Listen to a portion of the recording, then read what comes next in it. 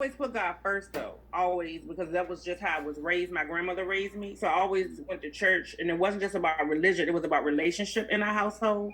And because she raised me, and I always was a little hurt growing up because my mom or my dad didn't raise me. We were okay; they were in my life, but I was always wondering as a child, why didn't they want to raise me? Like what did I do?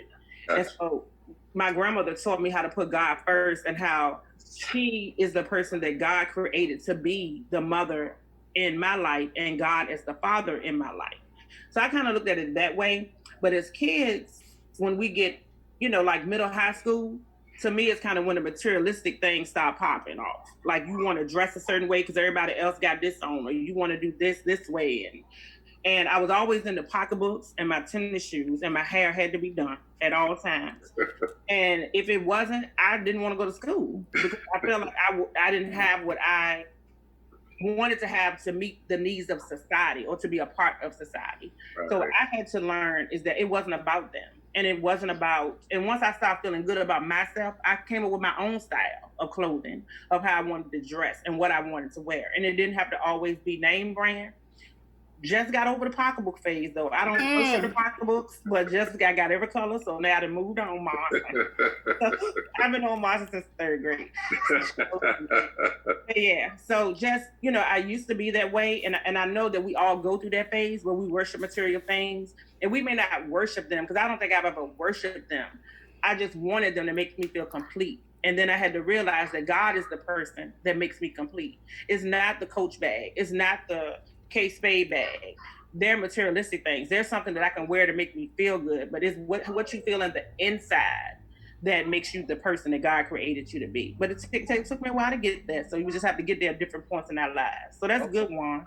Yeah, definitely. I was right there too. I mean, I was a sneakerhead, so my room was completely full of sneakers, and I had, that back then people were leather coats were the thing. So I had like every leather coat that I could, every length that I could, anything that was new. I wanted it when it came out. Game systems, radios, whatever.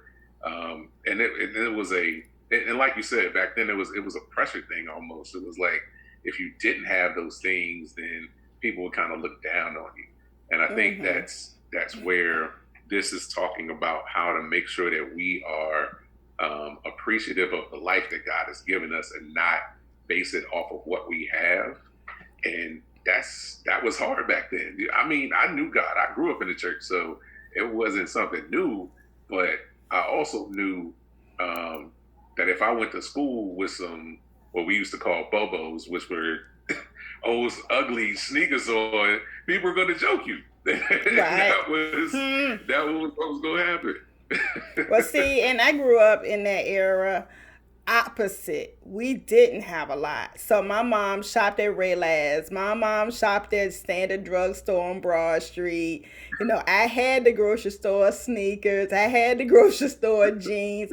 My mom was a Salvation Army shopping sister. So the opposite for me was as I got older, I was determined to have more. So it started for me as I got older, buying to the point I had 270 pair of shoes. I Mm. had shoes I couldn't even walk in, but they were cute, so they looked real pretty in the closet. But what God did for me, though, He had to show me my gluttony, so to speak, because I had to have surgery on my foot. And now I can't wear those stilettos anymore at all, ever in life. Mm. So I had to get rid of every pair of shoes. And so that